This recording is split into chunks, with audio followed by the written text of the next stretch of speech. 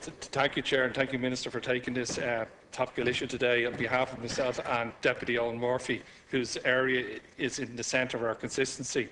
First of all, I want to just point out, Minister, I've already raised this with the Minister of Communication, Pat Rabbitte, and I've also indicated to the ESB my concerns about the proposal. And just for your own knowledge, Minister, the number 29 Georgian Museum is located at the corner of Merrion Square and Fitzwiliam Street.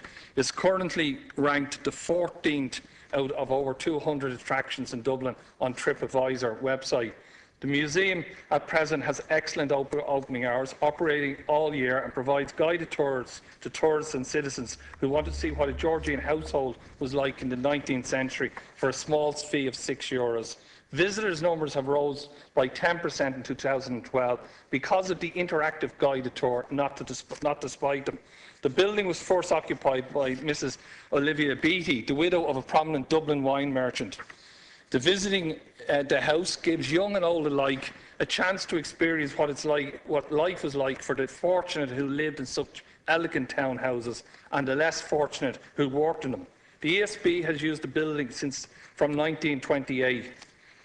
As you know, the controversial demolition of the Georgian streetscape in Fitzwilliam Street for the ESB headquarters in 1960 was a major loss to our built heritage in Dublin.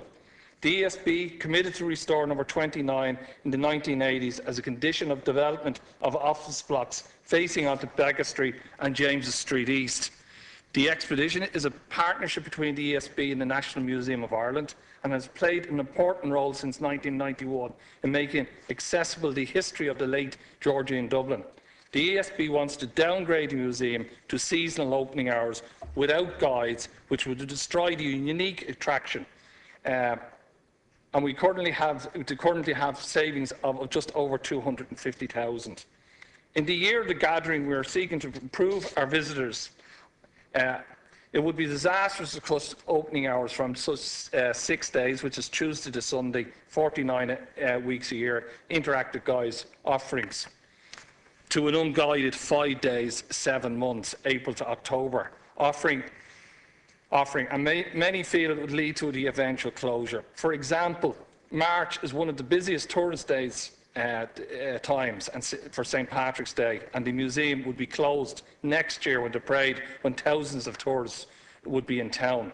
The tour guides who would lose their jobs under the current proposals appreciates that the ESB must make savings and have already taken pay cuts of 5% in 2012. That is why they have made a cost-saving proposal to the ESB, but it has not been taken on board. I just got to finish. It would be embarrassing to lose such a tourist gem over such a small savings, and I would ask the Minister to work with the Department and the ESB to ensure that guided tours are kept and the opening hours are not lost. You know, many times, like, our climate doesn't encourage tourists. This is an all-weather historical tourist attraction that's been building its attraction year on year, and I think there's a cost-saving benefit put towards the guides that would nearly give the same savings. And when we're talking about the year of the gathering, we must treasure these gems and build on them. Thank you, Chair. Thanks, Minister. Or thanks, Deputy Minister Cannon. You have 4 minutes. I'm taking this topical issue on behalf of my colleague Leo Varadkar, TD, the Minister for Transport, Tourism and Sport, and I wish to advise the House at the outset that the Minister for Transport, Tourism and Sport has no responsibility in this matter. Number 29 Fitzwilliam Street is a restored Georgian house which is run as a museum of Dublin home life for the period of 1790 to 1820. It is owned by the Electricity Supply Board and run by the ESB in association with the National Museum of Ireland. Issues relating to the opening hours of the venue in question or the provision of guided tours are commercial considerations for the ESB, and the Minister has no role in the matter. The ESB, as a commercial entity, must organise its resources in the manner it considers appropriate. It is hoped that the ESB can continue to make this important museum as accessible as possible to visitors and Dubliners alike. Dublin has a comprehensive range of tourism products, including state assets such as the various branches of the National Museum, the National Gallery, Dublin Castle and Kilmainham Jail. There are also the long-established visitor attractions such as the Book of Kells at Trinity College, Christchurch, the Chester Beatty Library in Malahide Castle, and in more recent times, Dublin has seen the growth of a range of new visitor attractions such as the Guinness Storehouse, the Dublinia Viking Centre. These attractions, old and new alike, draw hundreds of thousands of visitors every year. That is not to say that we are complacent about the tourism product of Dublin. The Government, through Fáilte Ireland, has continued to invest in the improvement of Dublin's visitor attractions, and last year a redeveloped Malahide Castle was opened. Approval has also been given for an investment to enhance the presentation of the Book of Kells at Trinity College.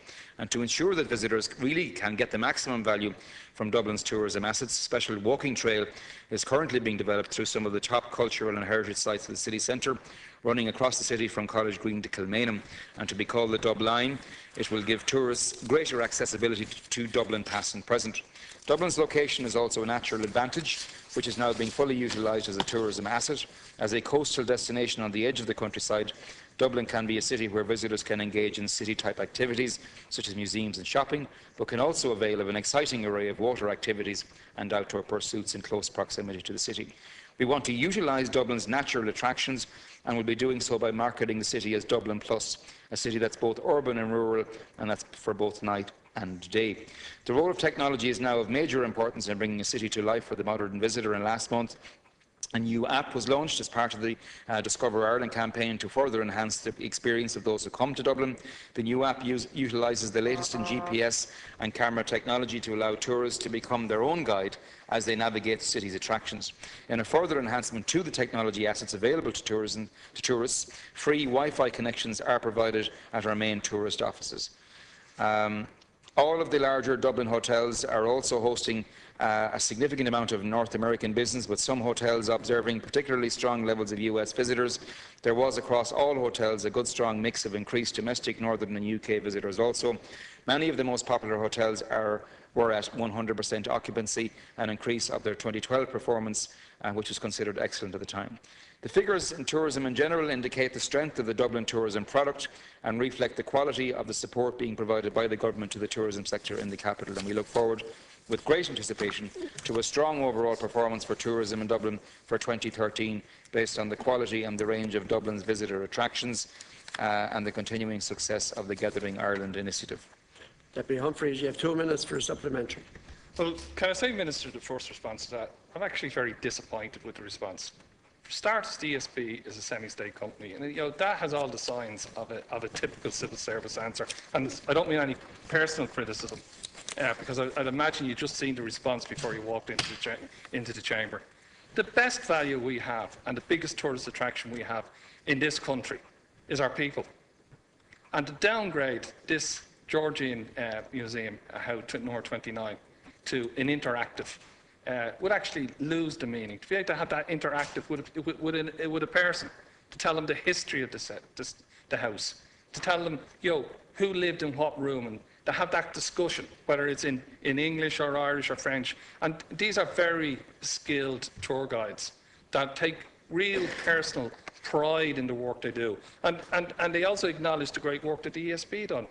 These people are not looking after themselves. What they want to see developed is a quality product that will attract more tourists to this city and to this country. And I'm personally disappointed in the quality of the response. I think what we've seen was a standard response with very little research or very little feeling of understanding what tourism is about. And as I said, these tour guides are quite prepared to make further sacrifices to make sure the financial viability of this Georgian museum. And Dublin is famous for its Georgian buildings.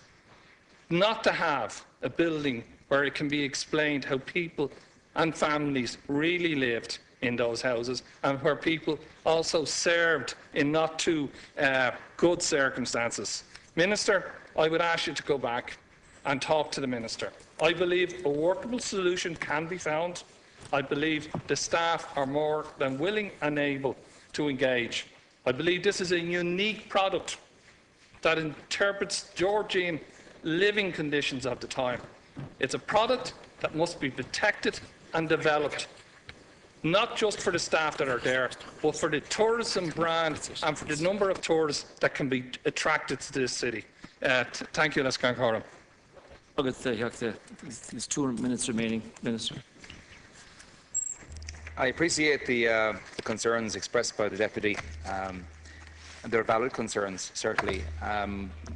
As I pointed out in the response, the number 29 Fitzwilliam Street is owned by the ESB, an independent commercial entity, and it must organise its resources in the manner it considers appropriate. However, I will certainly share the Deputy's concern with both Ministers Varadkar and Rabbitte in an effort perhaps to resolve the situation and respond to him as soon as we have further news on the matter. Thank you.